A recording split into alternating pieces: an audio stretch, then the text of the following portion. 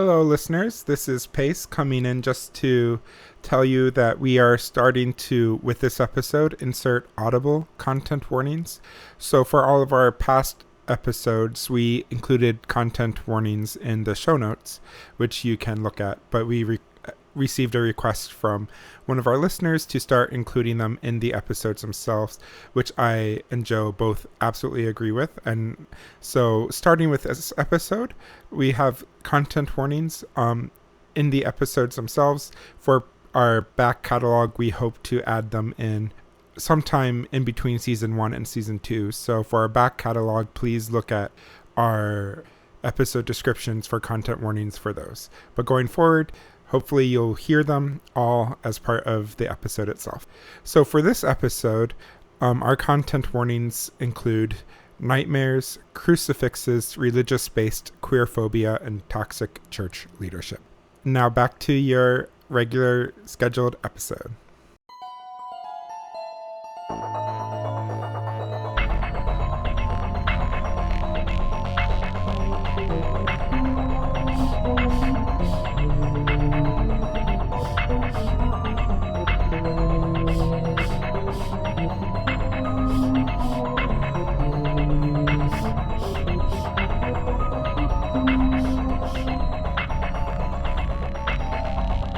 Greetings, you're listening to Horror Nerds at Church, a podcast where we take a deep dive into a horror film and talk about what it can teach us about God, the Bible, and each other. Today is our second minisode, which is really fun and exciting. We are planning that a minisode will come out probably once every 2 weeks, and basically these are just your real-life horror stories from church, which can be supernatural stories, ghost stories, or just the church or people in the church being horrific. So, yep. If you have any stories you want to send to us, you can do so at horrornerds@church, HORRORNERDS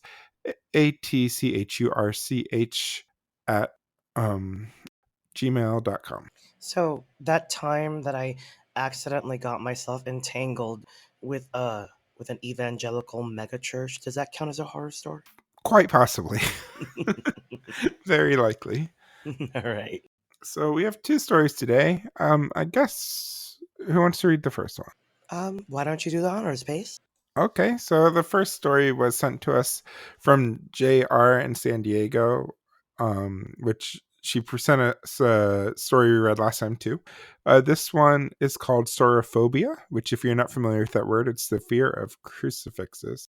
So she writes, okay, so fear of crucifixes is a real thing, the basis of which has religious roots. As a queer kid with staurophobia growing up in a staunchly Roman Catholic environment, it was hell. I grew up reading and watching horror movies without any fear or nightmares at all. Horror movies didn't scare me, but church, terrifying. It all started when I was around 10 or 11 years old. I started having nightmares of Jesus jumping off of crosses, covered in holes and blood running everywhere after me and terrorizing me to the point where he would spit in my voice, or spit in my face, I guess, tell me I was vile, treacherous, sinful creature. This nightmare would become a reoccurring one. Then I made the mistake of watching an Unsolved Mysteries episode late at night because I couldn't sleep, nightmares and all that. The blinking crucifix of Holy Trinity Church in Ambridge, Pennsylvania, which wasn't too far from where I grew up. This miracle was basically the statue of Jesus on a cross whose eyes would slowly open and close, and then tears would fall from his eyes. I was horrified. Of course, I had the crucifix nightmare again that night. Same thing, angry, spitting Jesus covered in blood and thorn. Eventually, it would get to the point where I could not look at any of the crucifixes around me and would avoid rooms containing them altogether. In places where I couldn't, like church, I would just not look up and stare at the floor, counting down the minutes until services were over. Then slowly fear of crucifixes morphed into anything that depicted Jesus being tortured. Art, statues, etc. Those fucking headbusts that people in my family had on their walls where Jesus' eyes followed you everywhere. I couldn't take it. I had the dreams until I was 19 years old. The last one was the worst. I was a college student then and had laid down for a nap before dinner time. It started off the same, Jesus jumping from the cross and chasing me. Then this pseudo Jesus multiplied. They finally caught me and tore me apart, spitting on me, stabbing me with their thorns, and screaming in Latin. I was a vile worm bound for the depths of hell. I cried out the only thing I could think of to save me, the Lord's Prayer. And somehow I woke up, scrambling for the door and calling for help, still in that state between dreaming and waking. I caught a look at my reflection in the mirror and saw that my eyes were so dilated that they were almost black. I blinked, then came to, with the distinct feeling that I had been through a battle. It was the last time I ever had a dream like that. Gradually, I became okay with being in rooms with religious art. Today, I still prefer to stay away from the vivid, realistic portrayals of the crucifixion. I'm in my mid 30s now and long gone from a Catholic upbringing. I have no explanation for this other than the fact that it was around 10 or 11 that I was starting to realize that I was queer and really wrestling with what that meant. That coincided with the nightmares. It wasn't until I was 19 that I finally truly accepted my queer identity and overcame the religious guilt. Is it a coincidence that the nightmare stopped then? Who knows? Or maybe I'm just a queer ass vampire. She writes with a smiley face. I think you're a queer ass vampire. I like that explanation. But wow, what a story, JR. First of Right? all, thank you for sharing that vulnerability. I have to say this one was visceral, and leave it to the Roman Catholic Church to produce this kind of horror story. That's for sure. Yeah, it is really creepy. I mean, I used to suffer from bad dreams as a kid all the time growing up too, Yeah, and just that feeling of being so helpless, and then to be tied in with religious art, so creepy. Like I feel like as I was reading it, I could see it like playing out like a horror movie in my head. yeah, Uh, yeah, JR, you absolutely. have a very good way of describing some of this stuff because like it was very visual in my head as I was reading it. Yeah, I hope JR you are able to have um, happier and more joyful things to write about with this with this talent for the written word that you have. Write and dream about, hopefully. Indeed. Yeah. And JR's story is an example of H one of the kinds of church horror related stories related to church and religion that we look forward to hearing from you. This next story is it's a horror story of the different kind. It is a horror story about the realities of church bureaucracy. Dun dun dun. And it comes from a good friend of mine who I've known since we were young. She's going by the name Tracy for this story, and like I said, we've known each other all of our lives, and so her writing style, I don't know, it just kind of sounds like the thing I would write. But anyway, this is called "Killed with Kindness" by my childhood friend Tracy. Mine is the story of a beautiful and closeted gay white woman from the South who moved to New York to become the whole gay Christian that I am today. I just want to interject here by saying that Tracy is from Maryland, and Maryland is forever um, in in debate about whether or not it is a southern state or a mid-Atlantic state. I'm happy to say that my mom and most of my family embraced me after I came out. My sister still has a lot of work to do, but that's fine. We haven't been close in a long time, especially since she said she liked Donald Trump. She didn't even vote in the 2016 election, though. So I'm not sure if that's a good or bad thing. Now, you might think I'm vain for calling myself beautiful. Have you ever watched The Golden Girls? The portrayal by Rue McClanahan of a Southern belle isn't far off the mark. We tend to puff ourselves up, but it's such a well-known trait of who we are in the South or Maryland that no one really minds when we do that. They just expect us to do it. Then there's the fact that I am bi.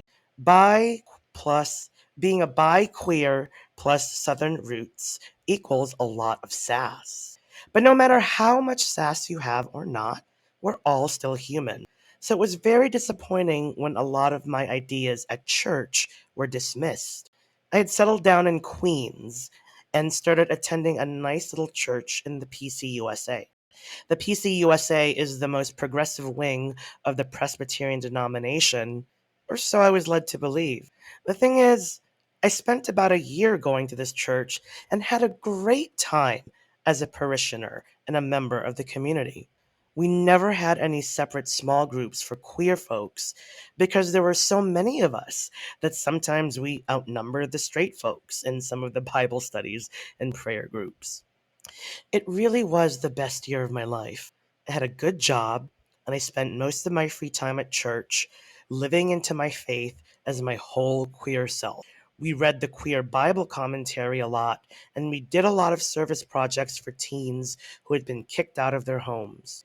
When I was asked to become a church elder, I was really surprised, humbled, and excited all at the same time. I thought of it as a vocational calling. Here was my chance to help make some decisions in the life of the church. I think the first surprise I had when I became an elder was how many other elders there were whom I had never met or rarely ever saw at church. Also, they were much older than I was. They were literally elders, and they turned out to be not as progressive as I was expecting. There was one meeting where two of the older men actually said that we should cut out the queer Bible commentary because, quote, it could be offensive to regular straight people, end quote. My anxiety went through the roof for the first time in over a year. I was sitting at this meeting in an increasingly claustrophobic space as these old guys went on and on about how to reach out to the regular straight people. I was surprised they didn't bother to say we should stop letting queer people into the church altogether. I was so surprised and mad that I didn't speak up at the meeting. But another elder and I were taking the same train back home, and I really went off. That elder explained to me that the two guys had a lot of sway in the church because they were responsible for most of the endowment. My heart sank. That was when I realized paradise was over and that a church is just another collection of people forcing each other to follow inhumane rules and trying to make money. I lost all concept of Jesus at that point. There was no spirit in that church for me anymore. I know things could have been worse. I could have ended up at a more openly unaffirming and homophobic church. I know how lucky and privileged I was to find such a great community, but I was really unhappy with being an elder. There was almost no progressive work happening. Without saying so many words, all they wanted to do was preserve the status quo. The final straw came for me when I proposed that we apply for a spot in the Pride Parade. They said no, and they used money as an excuse. No one ever saw me mad in public until I walked out of that meeting. This is my church horror story because now I feel lost and adrift, like a boat drifting on the ocean with nowhere to go. I want to be rescued, but there's no one around for miles. I get weak and dizzy as if I'm hungry and stranded at sea, except that the feeling comes from how I needed to leave the church community I called home, because even though it was home, it was also performative. Luckily, I'm still social with my friends from that church, but I don't go to any of their services or events anymore. And that really makes me sad. Institutions are terrible. They stab you in the back. At least in a slasher movie, when the killer comes at you, it's not exactly a secret. You know when you're about to die. Oh, Tracy, Oh my I am goodness. so sorry. And you hear iterations about that from a lot of other folks in church leadership Yeah. positions. No, thank you, Tracy. That story is thank you for sharing and being vulnerable with us with that story, and also uh exactly like what Joe was saying. That's far too common a story, especially for queer people. I hear it so much going through stuff like that at a church. Mm, Maybe Matt will write in a story horror story about this, so I won't give too many details. But my husband, when he started at a church in Castro Valley, California, there's a mm, parishioner who wrote this really mean hearted and mean spirited letter un about him. unchristian. very unchristian letter about him and me working at that church as a queer married couple. And it was them hiring my spouse, which was and I was already working there for a few months at that point, and them hiring my spouse too was, I guess, the what instigated her to write this letter. It was just very, but like that happens to us queer folks so much in the church, and it's just so disgusting. So I see you, Tracy, and I'm so sorry that happened to you. And Mm, hopefully by sharing your story like this, other people can come forward too, because it happens a lot, and I think we need to talk about it so it can change. absolutely. And I'm sorry that happened to you and Matt. uh, I'm sure you have stories like that too, so you don't have to go into them, but just, Absolutely. you Yeah. know. Well, we'd love to hear from you.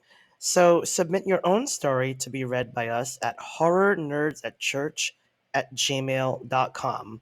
Remember, we'll take super horror, not Super super. Well, horror, I there mean, we go. if something really horrifying happened to you and you want to share it, then by all means.